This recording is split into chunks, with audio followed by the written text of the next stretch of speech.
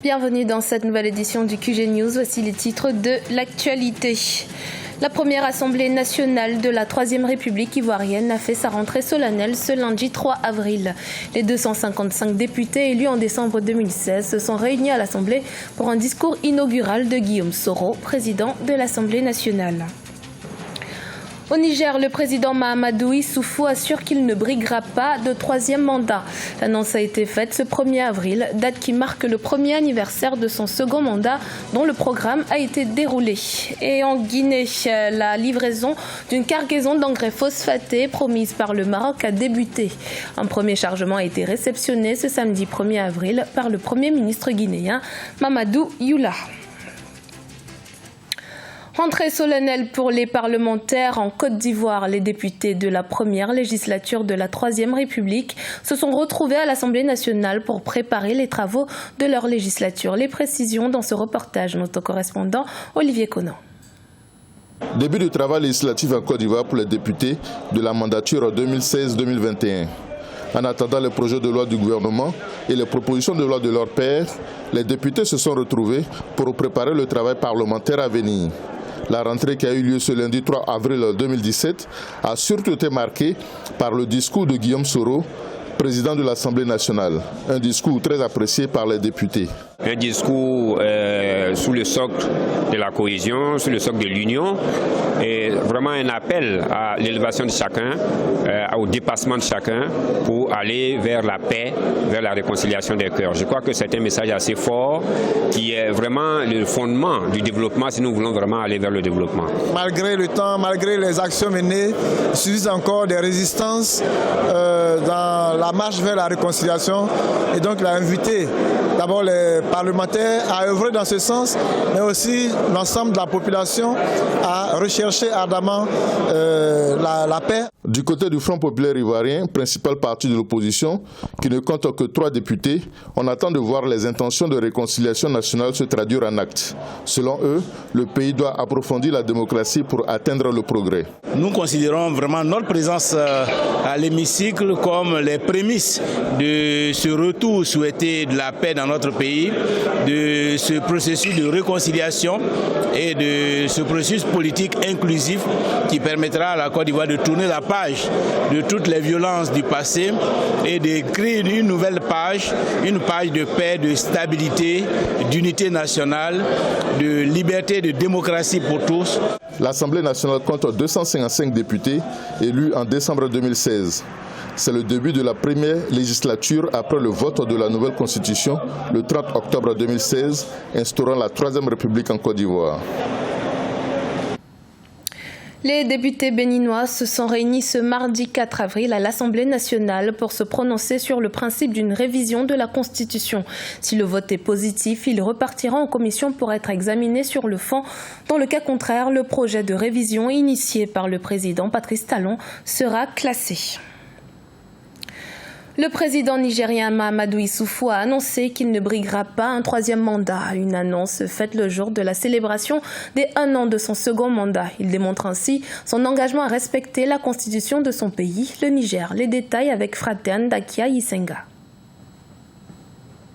À l'occasion du premier anniversaire de son second mandat, le président nigérien Mahamadou Issoufou s'est exprimé à la télévision nationale ce 1er avril 2017 sur différents sujets, notamment sur son programme nommé Renaissance, un projet de société qui se concentre sur la modernisation sociale, politique et économique, chose qui, selon lui, ne peut aboutir sans une renaissance culturelle.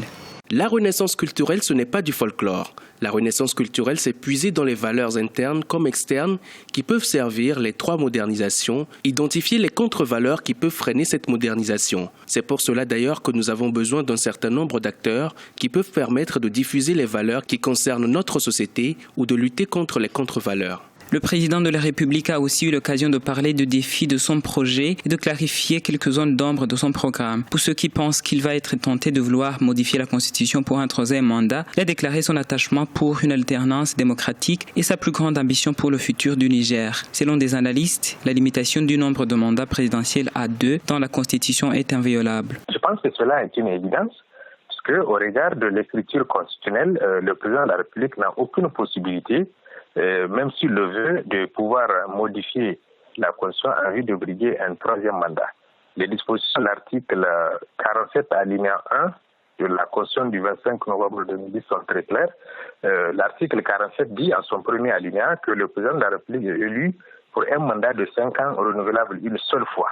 Le second dit en aucun cas, nul ne peut exercer plus de 2 mandats présidentiels ou proroger le mandat pour quelque motif que ce soit. Mamadou Issoufou a été élu à la tête du Niger en mars 2011, puis réélu en 2016 avec 92,4% des voix pour un second mandat de 5 ans.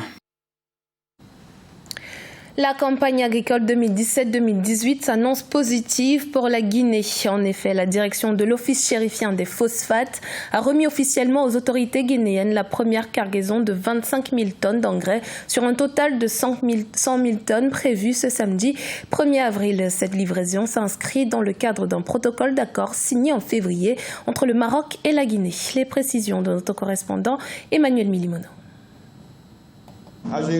Avec ces cargaisons, la Guinée va multiplier par 4 la quantité d'engrais habituellement importée pour les campagnes agricoles.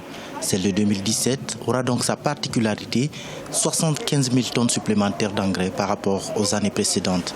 C'est le début d'une opération de livraison qui s'étendra jusqu'au mois de septembre 2017.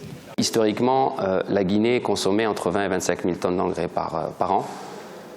Donc là, on est à une consommation qui va plus que quadrupler. À travers cela, nous essayons de faire en sorte que les agriculteurs africains passent d'une agriculture traditionnelle de subsistance vers une agriculture durable, moderne et créatrice de valeur. C'est la première fois qu'une telle quantité d'engrais est importée en Guinée. Elle va contribuer à coup sûr à l'amélioration des rendements agricoles afin de permettre progressivement au pays d'atteindre son autosuffisance alimentaire dans les prochaines années. Les intrants qui sont mis à disposition aujourd'hui et qui le seront durant tout le processus de livraison parviendront directement aux producteurs dans le but d'améliorer la productivité agricole tant pour les filières vivrières et maraîchères que les filières de rente.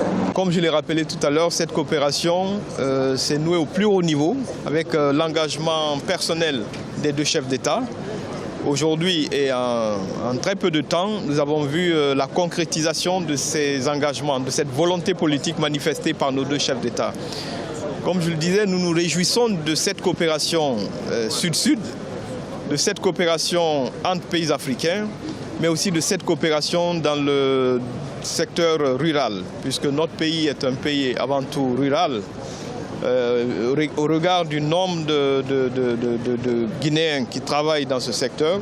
Donc nous nous réjouissons d'être là aujourd'hui pour accueillir ce premier chargement. L'Office chérifien des phosphates, OCP, s'est engagé en février 2017 lors de la visite officielle de Sa Majesté le roi Mohamed VI à satisfaire l'approvisionnement du pays en engrais dans le cadre d'un protocole d'accord qui inclut le don de 20 000 tonnes parmi les 100 000 tonnes attendues.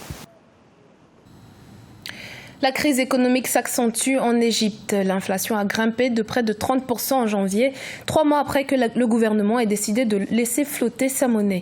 Les consommateurs en sont gravement touchés. Les précisions avec Graziella Tchakounté. Mais où va l'économie égyptienne ? Depuis 2011, tous les indicateurs économiques ont viré au rouge. Un chiffre résume l'urgence de la situation. Le taux d'inflation qui a fait un bond spectaculaire, passant de 13% en septembre 2016 à 30% en janvier 2017. Première victime, les consommateurs qui doivent faire face à une hausse sans précédent du prix des denrées alimentaires. Dans les rues du Caire, le ras-le-bol gagne du terrain. Un jour nous mangeons et le jour d'après non. Nous sommes fatigués de cette situation. À ce stade, ce n'est pas un travail ou un salaire que nous réclamons, mais de la nourriture à prix abordable. Pour ne rien arranger, les caisses du pays ont perdu plus de la moitié de leurs réserves en devises étrangères, passant en 5 ans de 40 milliards à un peu moins de 20 milliards de dollars. Pour certains, la perspective d'une embellie s'éloigne chaque jour un peu plus. Si nous nous basons sur nos projections pour la période 2016-2030 et sur la situation économique actuelle, je peux vous dire que l'avenir ne semble pas très rassurant. Nous avons de graves problèmes qui doivent être résolus. Si les observateurs s'accordent sur la profondeur de la crise économique et l'urgence de la circonscrire, les solutions apportées, elles, font l'objet d'un profond débat. Pour l'heure, une chose est certaine, le gouvernement égyptien devra gérer une période difficile avec le risque de nouvelles tensions sociales. D'aucuns diront d'ailleurs que le président Abdel Fattah al-Sisi marche désormais sur un fil. Ce journal a été réalisé par l'ensemble de la rédaction. Merci de l'avoir suivi. Dans un instant, une nouvelle édition de l'actualité sur Africa 24.